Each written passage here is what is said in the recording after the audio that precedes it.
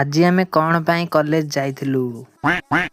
ତ ଜୟ ଜଗନ୍ନାଥ ସାଙ୍ଗମାନେ, ମୁଁ ହେଉଛି ଶଙ୍କର। ମୁଁ ଆପଣମାନଙ୍କୁ ସ୍ୱାଗତ କରୁଛି ମୋର ଆଉ ଏକ ନୂଆ ବ୍ଲଗ୍ରେ। ମୁଁ ସକାଳୁ ସକାଳୁ ଫଟାଫଟ ରେଡ଼ି ହେଇକି ଯାଇକି ଦେଖିଲି ତ ବୋଉ ସେପଟେ ମାଛ ତରକାରୀ କରିଥିଲା। ତ ମୁଁ ତାକୁ ନ ଦେଖି ତାପରେ ମୁଁ ବସି ପଡ଼ିଥିଲି ଭାତ ଆଳୁ ଖାଇବା ପାଇଁ।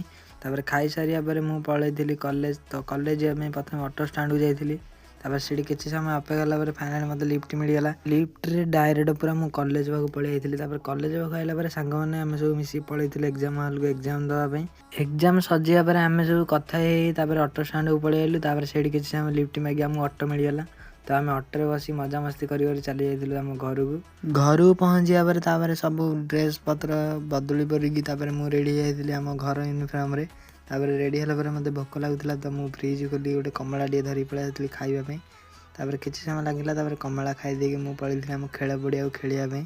ସେଇଠି ପହଞ୍ଚି କିଛି ସମୟ ଅପେକ୍ଷା କଲା ପରେ ଫାଇନାଲି ଖେଳ ବି ଆରମ୍ଭ ହେଇଗଲା। ତ ମୁଁ ପଳେଇଥିଲି ଖେଳିବା ପାଇଁ। ଖେଳକୁ ଅଧାରେ ବ୍ରେକ୍ କରିଦେଇ ଆମେ 3 ଜଣ ଭାଇ ଗୋଟେ କାମରେ ବାହାରି ପଡ଼ିଲୁ। ତାପରେ କିଛି ସମୟ ପରେ କାମ ବି ସରିଯାଇଥିଲା। ତ ଆମେ 3 ଜଣ ବାହାରି ପଡ଼ିଥିଲୁ ପୁଣି ଆମ ଘରକୁ। ଦେଖନ୍ତୁ ଏ ଭାଇ ଜଣ ହାଏ କରୁଛନ୍ତି। ଘର ପାଖ ପୋଖରୀକି ଆସି ଦେଖିଲି ତ ଏଇଠି 2 ଜଣ ପିଲା ସବୁ ମାଛ ଧରୁଥିଲେ। ସେଥିରେ ମୋ ସାନ ଭାଇ ବି ଥିଲା। ତାର କିଛି ସମୟ ମାଛ ଧରା ଧରି ସରିବା ପରେ ମୋର ଗୋଟେ ପାର୍ସଲ ପଳେଇ ଆସିଥିଲା। ତ ମୁଁ ପାର୍ସଲ ରିସିଭ୍ କରି ଘରକୁ ପଳେଇ ଆସିଥିଲି। ଘରକୁ ଆସିକି ଦେଖିଲି ତ ଦିଦି ପାଇଁ ଯେଉଁ ସାର୍ଟଟା ଅର୍ଡ଼ର କରିଥିଲି ସେଇଟା ଆସିଥିଲା। ତାପରେ ସେଇଟା ଦିଦି ଦେଲା ପରେ ମୁଁ ଟିକେ ବସିଥିଲି ଏକା। ତାପରେ ବାବା କହିଲେ ଯା ଦୋକାନକୁ କିଛି କାମ ଅଛି। ତ ଦୋକାନକୁ ପଳେଇଥିଲି ଗୋଟେ ସାମାନଟେ ଆଣିବା ପାଇଁ।